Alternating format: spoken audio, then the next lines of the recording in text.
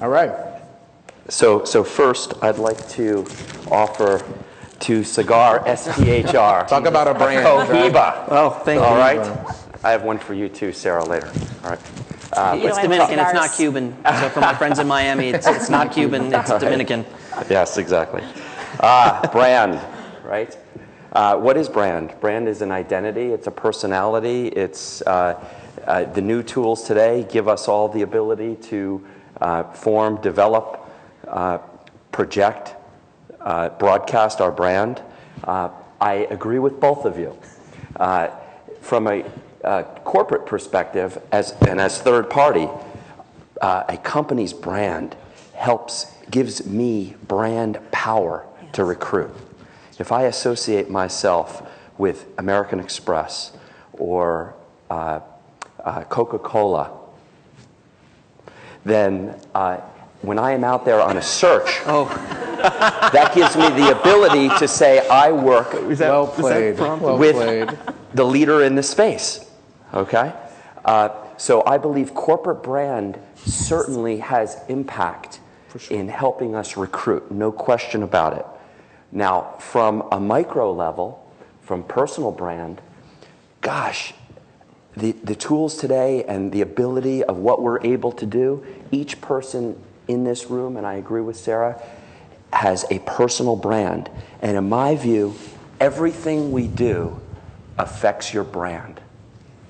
Everything we do, okay? From the dress that we wear, from our hairstyles, to the hat. You have isolated so many people on this one. You have no idea. Let's put the hat aside. Could care less what you have to say right now. All I heard was wah, wah, wah, wah, The live stream dropped off. All right. Third party Yankee fan. Exactly. Right. So, but isn't it interesting? Take a look. I think decisions were made. I'm so Sarah. She's branding herself that way. Cigar SPHR. John's name, maybe his name is too hard to spell, too hard to pronounce. I've made a conscious decision to brand myself Mike Raymer. Okay, it's also the name of my company. And we're able to do that across social media. And everyone in this room can create a brand for themselves, right? And what do you stand for, right? How are you going to deliver to your clients? I mean, to me, at the end of the day, it's about what you say is what you do, and that you deliver. Okay? I think we all agree, right? The heads are shaking. So you made a point though that said when my client has a strong brand, that makes my job exponentially easier. Would you then agree that you are an extension of their brand when you're interacting with candidates on their behalf? Yes. Yes. I am a brand ambassador when I am in the market networking on behalf of my clients. Absolutely. And in fact, it's one of the selling points that I talk with potential clients about, that we are in the market and you would like professional brand representation to be out there. So to answer your question, yes. Though I don't think I said exponentially easier. I'm paraphrasing. But so on that, I think that raises another dimension of our candidate Bill of Rights conversation then, right? If you're an extension of my brand, how are you treating my candidates then, right? So I think that's one point. What are the expectations that you're setting? I mean, how are you controlling that messaging, and what are you doing? Because I think, and again, I have this opinion that I don't believe there's this mythical pool of candidates just, clamoring down the door to be, come work for us. I mean, I think we've already talked about it, that people, they want to work, and the consumers of work and projects. And so are we talking about both sides of our mouth? I mean, is it, are we saying one thing and then now we're saying, well, no, there is this pool there. Well, which one is it?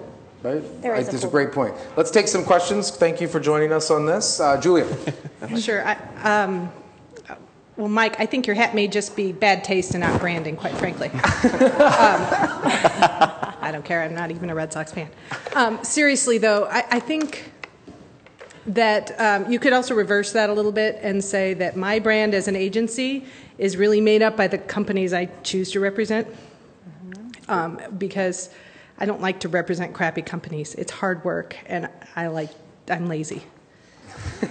What if they pay you, though? Well, I mean, they're paying you for a service. I do only work with companies who pay me. That's the first part. But so you are saying that you get to pick and choose. You have. Don't we all get to pick and choose? Isn't that the point? I mean, I think that my brand is, if I put people into jobs that they hate, they don't want to work with me next time they find a job. They remember that I was the one who got them there. And I'm hoping that's a positive experience in general.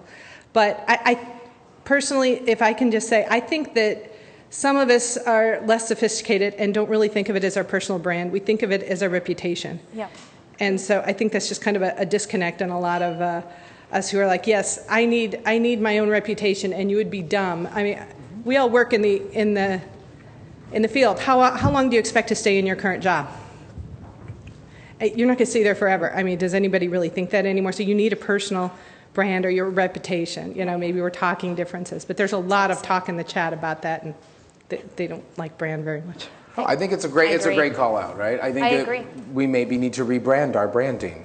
But at some point, you raise a really good topic of conversation here that says, just from our own pride, I want to work for, just like you want to represent perceived awesome brands, so do I. I want to work for one of those, right? And we've all thought about that oh my moment of what must it be like to be a recruiter at BP, right? But think about the thousands of amazing people who work there and what would have happened before that, right? And you think about, so is their individual brand tarnished now by where they work? Are they less awesome of recruiters because of that? I mean, these are the kinds of things where I think there's no way of separating individual brand from your corporate brand. I'm the Monster guy, right? There is no EW without Monster. You know, ask my wife, right? You know, these are the kinds of things that is that bad, is that good, is it progress? They're together, right? So I think we need to have the conversation of when they're humming, though, right? How does this, when great corporate brand and great recruiters, how does this lead to my demand issue, which is what we were talking about here, of when good branding goes bad? Well, you mean bad, like bad? when you're getting too many, when all of the conversations, thank you, sir. Look, I think this new world that we're in here gives recruiters brand power in the sense that their brand is portable. Mm-hmm. And that's a whole discussion unto itself, okay? But to raise your question, the topic here, when a good brand goes bad, I mean, what does that mean? Does that mean that all of a sudden we're branding so well that we're getting a slew of candidates that are applying to our firm? And are those quality candidates, you know, or so forth? I mean, John and I were talking yesterday. You know, for example, reality, right?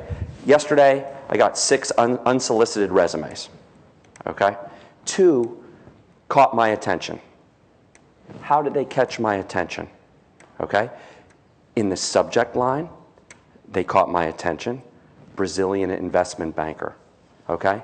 They didn't write to whom it may concern or dear recruiter, okay? So the point that we're... You drive me crazy with this, right? Because at some point, if I'm a fantastic investment banker, that's what you need to focus on, not my subject line, not how I caught your attention. You're supposed to find me, right? And these are the kinds of things where let people be their own experts at what they do, and then let us do the heavy lifting, right? And I know I go way up on my soapbox on this, but I see millions of awesome people all day long that no one looks at because they don't play by our rules. We don't control quality talent. Right? It's our job to pull them out and to engage them, right? That's what I consider a rock star recruiter. Not someone who says, follow these rules and follow my script, I'm in control. So, you know, again, you get all excited about it, I get all excited about all these different things, but we've got to stop some of that, right? Because what does that do to our brand when we say, you know, when we do those things like that, right? Does that, because I just call you out on it. My blood pressure's going down now. Mine too. I'm stabilizing, I'm doing one of these. But we have to be honest with each other on that stuff. You've got to call it out, because I think that will ultimately, in this world of transparency, start to say, you know what, don't. If you've got to worry about a subject line, I shouldn't even have a resume. Let's be clear, right? Just know who the great investment bankers are, and you should find me, and at some point go with it. Right? Fair? We'll take it. We'll have cigars over